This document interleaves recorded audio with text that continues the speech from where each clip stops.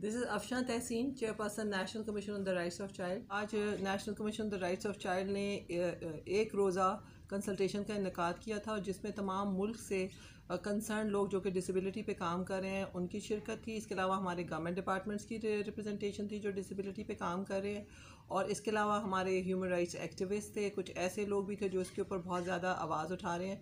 तो आज की कंसल्टेशन को मैं बहुत ही खुशाइंद कहूँगी, क्योंकि तमाम लोग एक कमिटमेंट और जज्बे से सिंध से, पंजाब से और बाकी शहरों से भी आए, जो कि एक बहुत बड़ा हमें एक सपोर्ट का इंडिकेटर था हमारे लिए।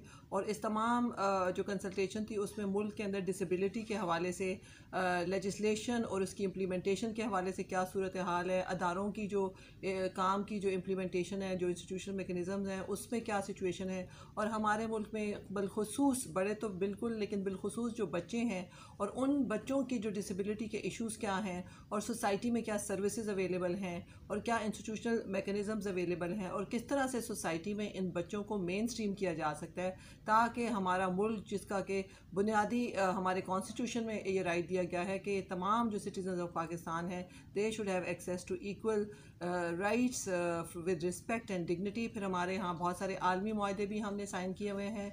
इसके अलावा डिसेबिलिटी पे भी हमने इंटरनेशनली जो एक कन्वेंशन है उसको साइन किया हुआ है। तो उस हवाले से आज बहुत ही सैर हासिल गुफ्तगू हुई है, जिसके एंड पे ये फैसला किया गया है कि एक वर्किंग ग्रुप की तश्कील दी जाए और तमाम जो अदारे स्टेक होल्डर्स काम करें वो एक प्लेटफॉर्म पे आ जाएं और अपनी बेस्ट प्रैक्टिसेस को भी शेयर करें, और एग्जिस्टिंग जो लॉज हैं उनको एनालाइज करें। जैसे आईसीटी पे आज ज़्यादा फोकस किया गया, क्योंकि 2020 का डिसेबिलिटी पे एक्ट आ चुका हुआ है, उसके मुख्तलिफ एस्पेक्ट्स को फोकस भी किया गया, एनालाइज भी किया गया, और कुछ एक्शंस इस तमाम जो वर्किंग ग्रुप था आज उन्होंने अपने लिए रखे हैं। इंशाल्लाह इसी की बेस पे हमने बुनियादी तौर पे जब उठाया कि एक डाटा बेस होना चाहिए, एक वर्किंग ग्रुप होना चाहिए, हमारी अवेयरनेस और एडवोकेसी और पॉलिसी एडवोकेसी पे किस तरह से काम किया जाएगा, तो ये कुछ माइलस्टोन सेट किए गए हैं। और इंशाल्लाह हम उम्मीद रखते हैं कि ये